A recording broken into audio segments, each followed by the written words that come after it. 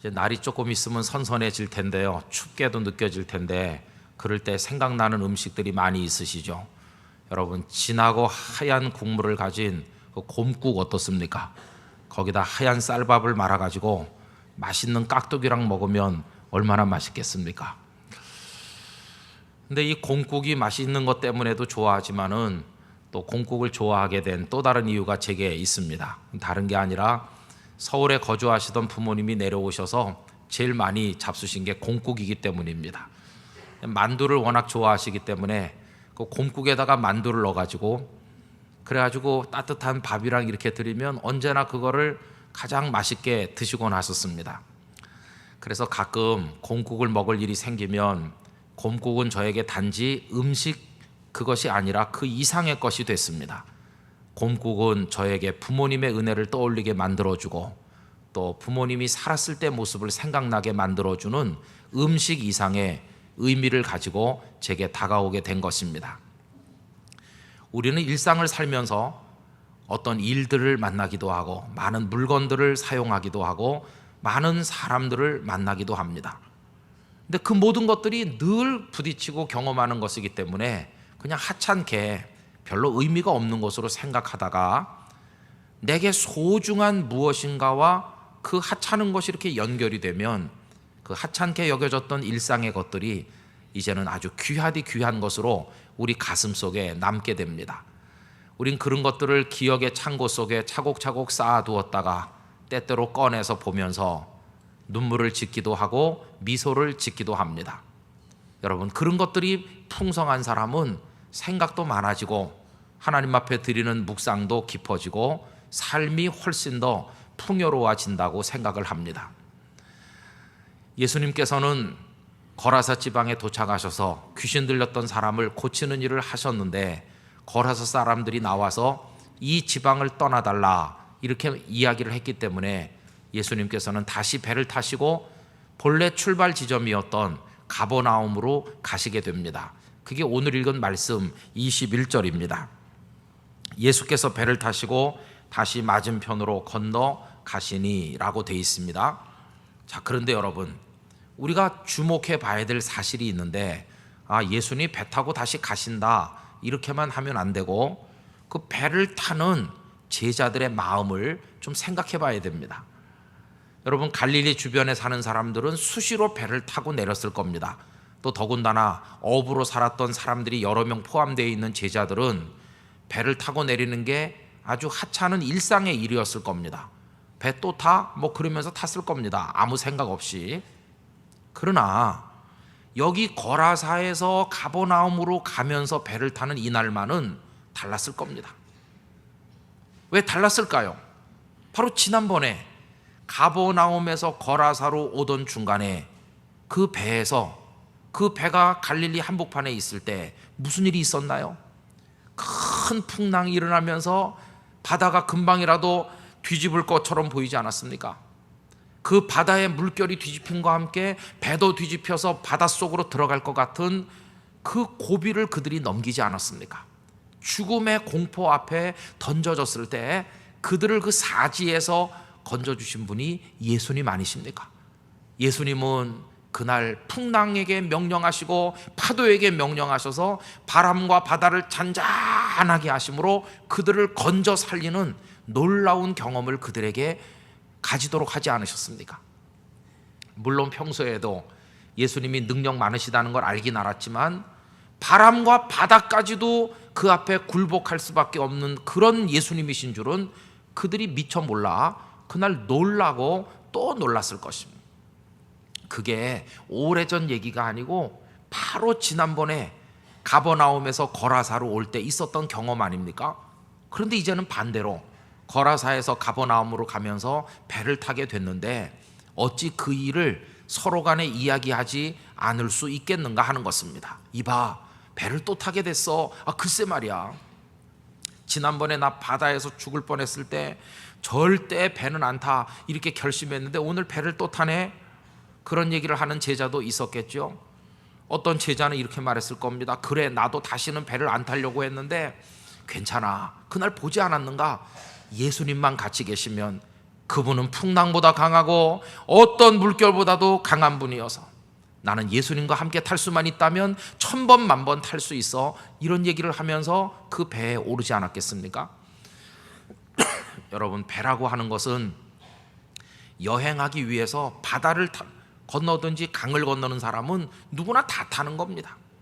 그러나 이제 더 이상 그 배가 여행하는 사람이 너도 나도 다 타는 하찮은 존재가 아니라 이 제자들에게는 특별한 의미를 가진 것으로 다가온다는 겁니다. 그때 이후로 제자들은 배만 보면 누구 생각났을까요? 예수님 생각나죠. 배 타고 갈 때만 되면 그날 그 바다에서 있었던 그 엄청난 구원의 사건이 생각나죠. 세월이 많이 지난 다음에 그 작은 갈릴리 바다가 아니라 갈릴리 바다보다 수천 배, 수만 배 큰 지중해 바다를 건너는 배에 몸을 싣고 로마를 향해 갈 때 이 베드로는 그날 그 일을 생각했을 겁니다. 주님, 그날 그 갈릴리 바다에서 바다를 찬찬케 하셔서 우리를 건져주신 주님, 저 지금 로마로 가기 위해서 이 지중해 바다를 건너가는, 오늘도 이 배전에 같이 계셔 주시고 저를 인도해 주시옵소서. 그러지 않았겠어요?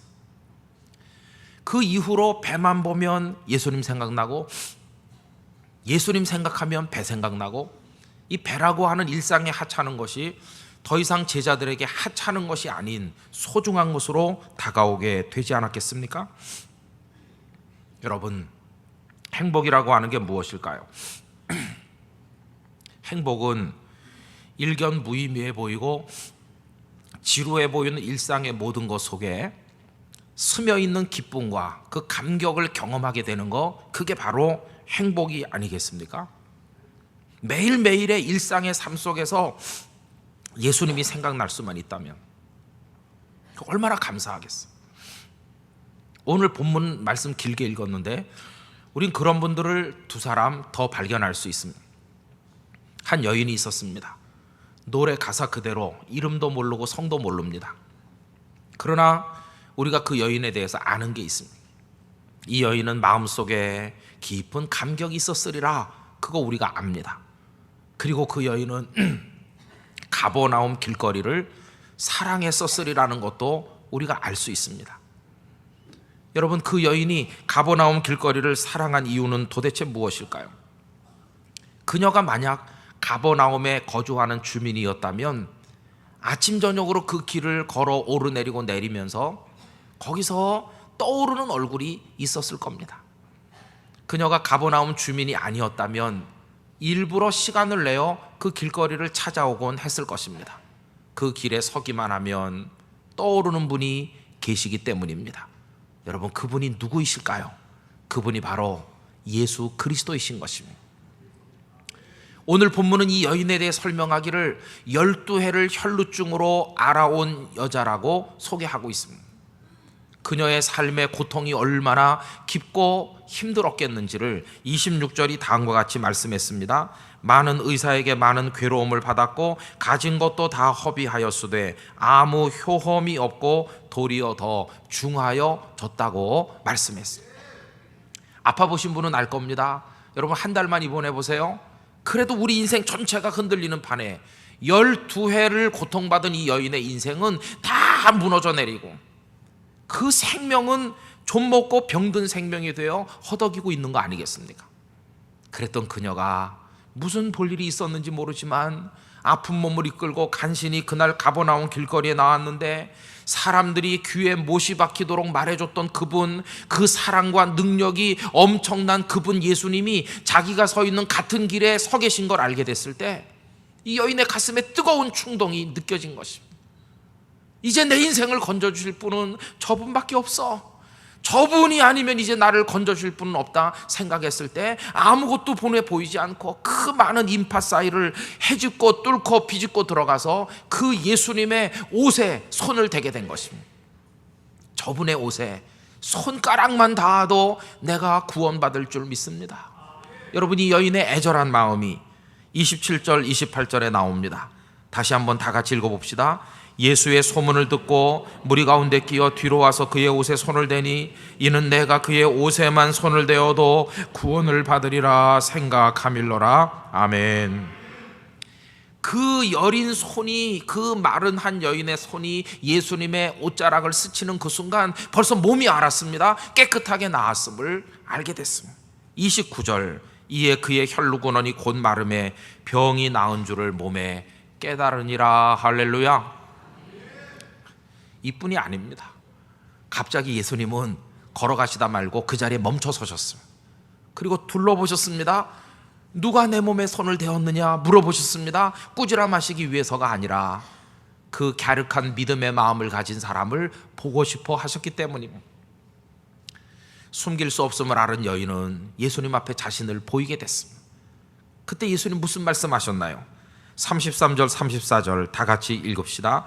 여자가 자기에게 이루어진 일을 알고 두려워하여 떨며 와서 그 앞에 엎드려 모든 사실을 여쭈니 예수께서 이르시되 딸아, 네 믿음이 너를 구원하였으니 평안히 가라. 네 병에서 놓여 건강할지어다. 아멘. 몸에도 마음에도 영혼에도 그 은혜와 기쁨이 막 충만했습니다. 기뻐 뛰면서 감사하고 또 감사하다고 말씀드리며 절하고 또 절하면서 이 여인은 돌아갔습니다. 그날 이후로 그 가버나움 길거리는 이 여인의 평생에 잊을 수 없는 소중한 곳이 됐습니다.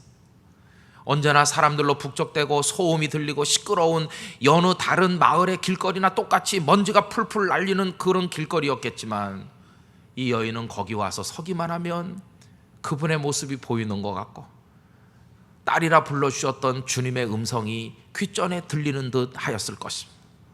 그리고 거기 오기만 하면 막 감격했을 것입니다.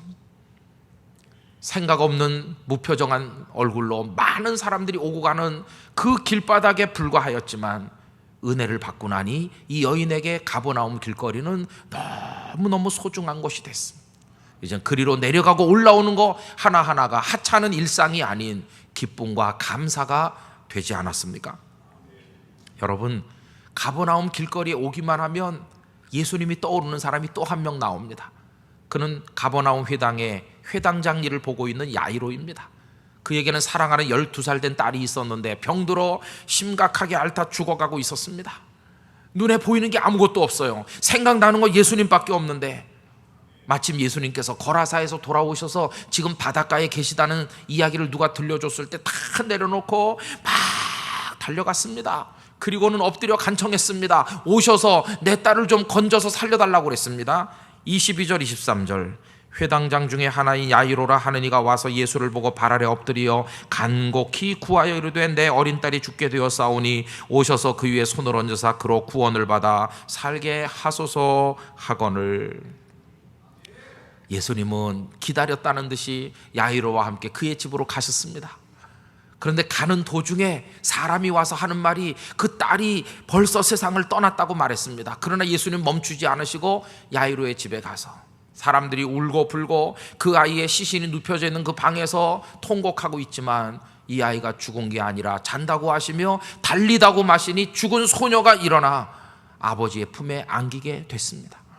야이로가 그 딸을 끌어안으면서 얼마나 감격의 눈물을 흘리고 볼을 비비고 또 안아보고 또 안아보고 그러면서 예수님께 엎드려 감사하고 또 고백하고 절하면서 얼마나 고마움을 표현했겠습니까? 그날 이후로 건강하게 자라는 딸의 손목을 잡고 야이로는 종종 그 길거리로 산책을 나갔을 겁니다. 얘야, 바로 이 길이었어. 내가 너 때문에 예수님을 바닷가에서 모시고 집으로 가던 길이 이 길이야. 이 길에서 말이지 있었던 일을 이 애비는 평생 잊을 수 없어. 속이 새카맣게 타고 지금 한시가 급한데 글쎄 아마 이쯤 될 걸. 그래야 여기쯤일 거야. 가시던 예수님이 갑자기 멈춰 서시질 않겠니?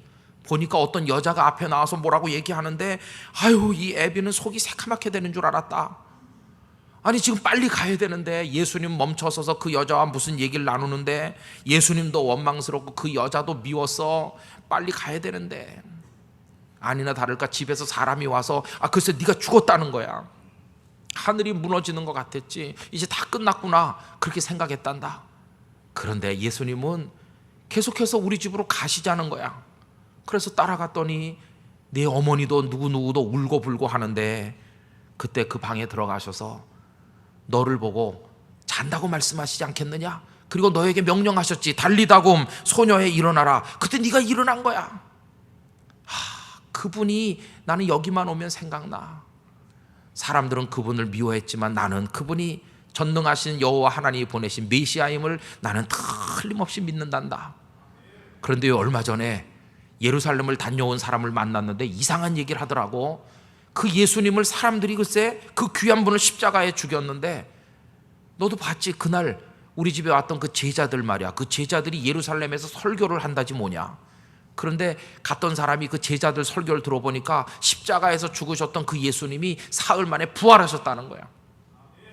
나는 예수님이 살아나신 건 믿어. 죽은 너를 살리신 그분이 무덤 속에서 계실 분은 아니지 않겠느냐? 그러니 너나 나나 내 어미나 우리 가족들은 누가 뭐라고 그래도 그 예수님을 우리의 메시아 구주로 믿어야 되는 거야. 알았느냐? 그렇게 하면서 야이로는 딸을 데리고 그 길거리를 산책하곤 했을 것입니다. 여러분, 야이로도 그렇고 야이로의 딸도 그렇고 혈루증으로부터 구원받은 여인도 그렇고 그 먼지 풀풀 나고 수많은 사람들로 붐비는 그 가버나움의 어느 길모퉁이가 하찮은 길이 아니라 잊을 수 없는 소중한 은혜의 장소로 바뀐 것입니다. 우리 상상을 해서 그 길거리로 한번 되돌아가 봅시다.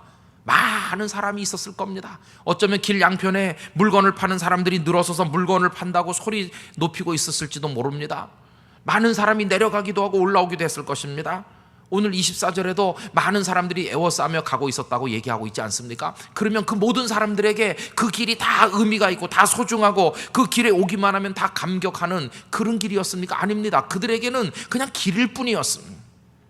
그냥 오늘도 걸어가고 내일도 걸어갈 아무 의미도 없는 권태롭고 짜증나는 삶으로 오가는 무표정한 사람들이 넘쳐나는 그냥 그런 길일 뿐이었습니다.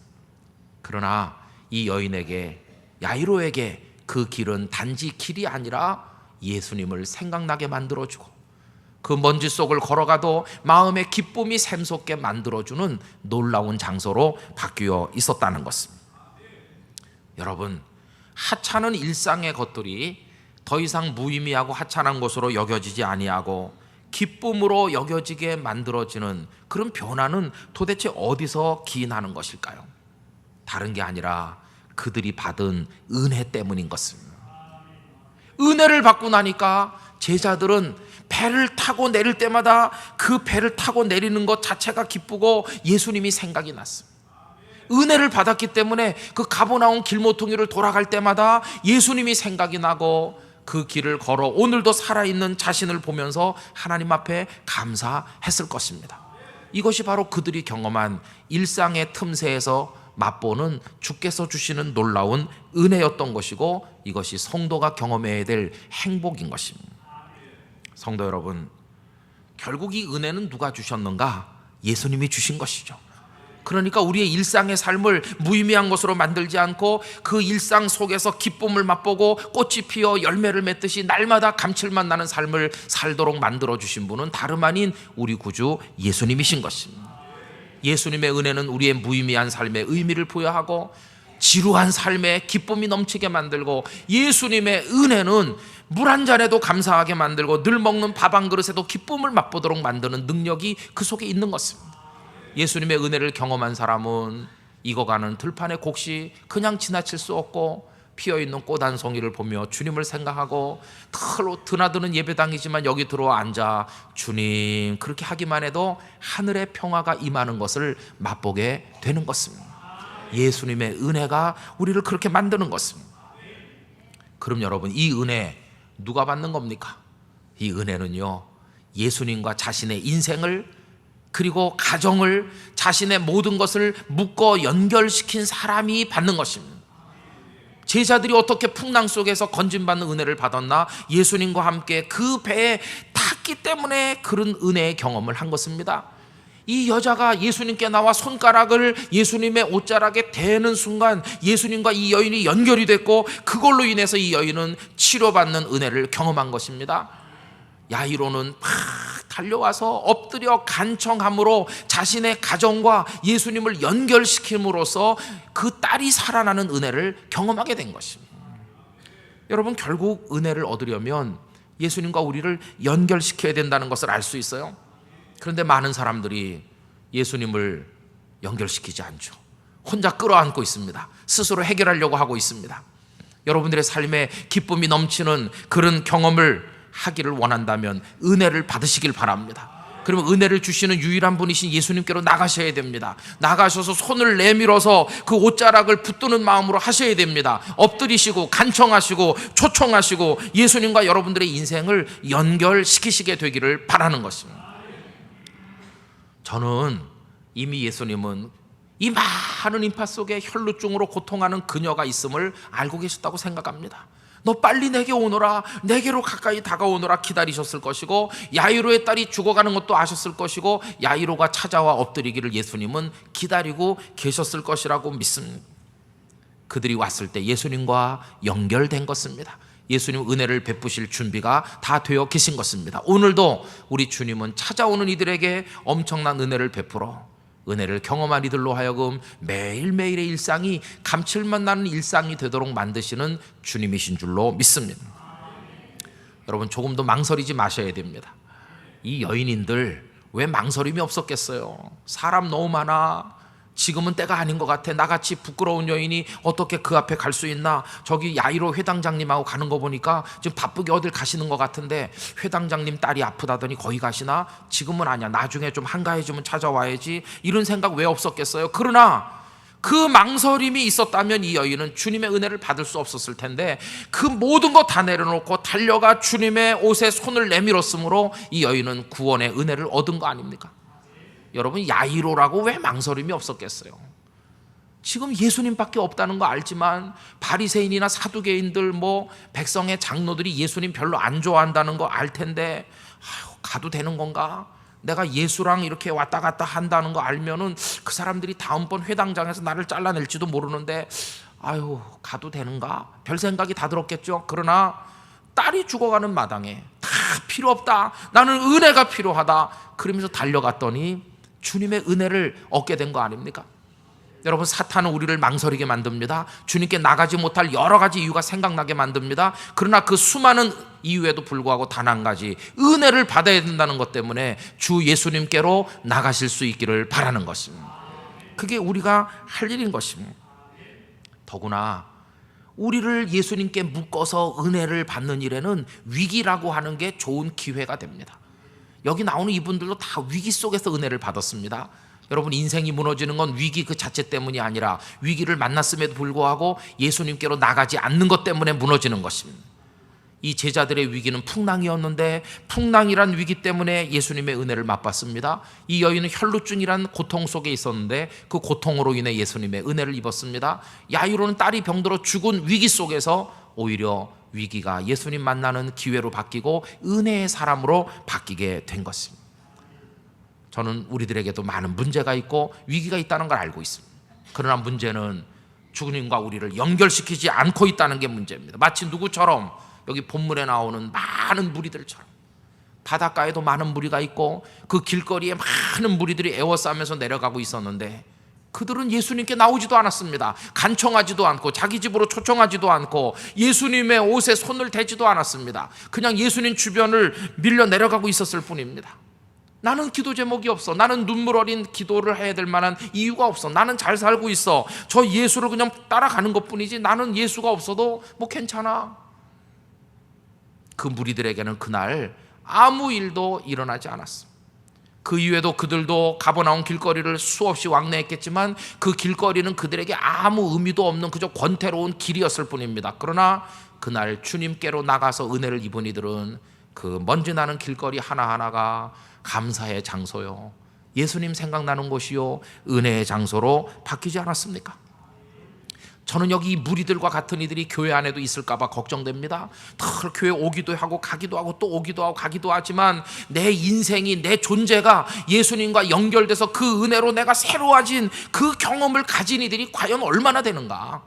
그래서 이 예배당에 들어올 때마다 주님 감사합니다, 이런 경험으로 오는 그리스도인들이 과연 얼마나 될 것인가. 저는 땅끝교회 성도들이 은혜에 사무친 하나님의 사람들이 되시기를 축복합니다. 너무너무 중요하죠. 그렇죠? 저는 오늘도 설교합니다. 지난주에도 했고 그전에도 했고 그전에도 했고 25년 전부터 지금까지 합니다. 앞으로 얼마나 더 할지는 아무도 모르지만 저도 지겹겠다, 매주마다 저 김 목사. 그럼 제가 못하죠. 근데 제가 지겨워 보입니까? 신나 보입니까? 아유, 지겨우면 못하죠. 평양감사도 하고 싶어 하는 거 아닙니까? 그러나 나는 무능하지만 여기서 설교를 하니까 어떤 분이 막 은혜 받았다고, 문제가 해결됐다고, 감사하다고 그렇게 가는 분이 있었지. 주께서 그때 나의 입을 통해 말씀하셨구나. 여기 서면 저도 예수님 생각납니다. 그러니까 또 하는 것입니다. 여기서 이렇게 올라오는 게 하나도 지루하거나 귀찮은 일이 아니라 너무나 감사하다, 감사. 그래서 목사가 설교하고 살아가는 일상적인 게 권태로운 일이 아니라 저에게는 매주 기대가 되고 날마다 기대감으로 또 하나님의 은혜를 바라보게 되는 기쁨의 순간이 된 것입니다. 기쁨의 순간. 오늘 21절에는요 다시라는 단어가 나오잖아요. 다시 배 타고 다시 가버나움으로. 여러분 6월 8일 날 설교 제목이 뭔지 아십니까? 그 아시면 참 이상한 일이죠. 망각의 은혜 때문에 제가 재탕하고 삼탕해도 잘 모르시죠. 그날 설교 제목이 예수께서 다시였습니다. 예수님과 제자들 배 또 타시고 다시 또 가버나움에 다시 가서 가르치시고, 다시는 반복이고 반복은 권태로움과 지루함의 표현 아니겠습니까? 또 해, 그거를 다시 해야 돼. 지루하잖아요. 우리 일상은 그 자체가 지루한 겁니다. 그러나 은혜를 받고 나면 지루한 일상이 더 이상 지루하지 않게 변하는 것입니다. 배를 탈 때마다 예수님 생각났어요. 가버나움 길거리 갈 때마다 생각났어요. 여러분들이 은혜를 받으면 주일마다 예배 때마다 여기 교회 골목을 돌아 들어올 때마다 지루하고 따분한 게 아니라 막 기쁨의 발걸음이 될 줄로 믿습니다. 그게 은혜를 받은 사람의 모습인 것이에요.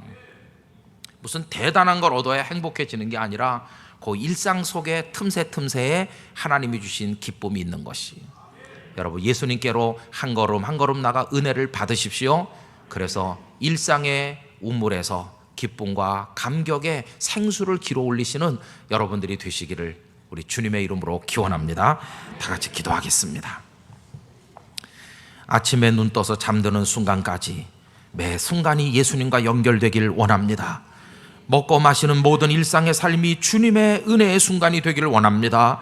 주님, 우리 은혜 받고 싶습니다. 놀라운 은혜를 우리의 영혼의 육신의 가정의 삶에 쏟아 주시옵소서. 우리 땅끝 교회 성도들 중에 은혜와 무관하게 사는 이가 없게 하여 주옵소서. 이 말씀의 주인공들 우리가 되게 하여 주시옵소서. 다 같이 합심하여 주님 앞에 기도하겠습니다. 사랑이 많으신 하나님 아버지, 우리 땅끝 교회 성도 모두가 본문에 나오는 여인처럼, 야이로와 그의 딸처럼, 제자들처럼 예수님의 은혜 이야기를 간직하게 하여 주시기를 원합니다. 권태로운 삶이 기쁨의 삶으로, 생명의 삶으로, 감격의 삶으로 바뀌어지게 하여 주시기를 원합니다. 아버지 하나님이여, 은혜를 받을 때 우리의 삶에 어떤 변화가 일어나는지를 체험하게 하여 주시기를 원합니다. 주께로 한 걸음씩 나가 주님의 은혜를 받게 하여 주시기를 원합니다. 오 하나님이여, 하늘의 은혜로 넘치도록 채우시고 우리 가운데 충만하게 임하여 주시옵소서. 할렐루야. 믿습니다.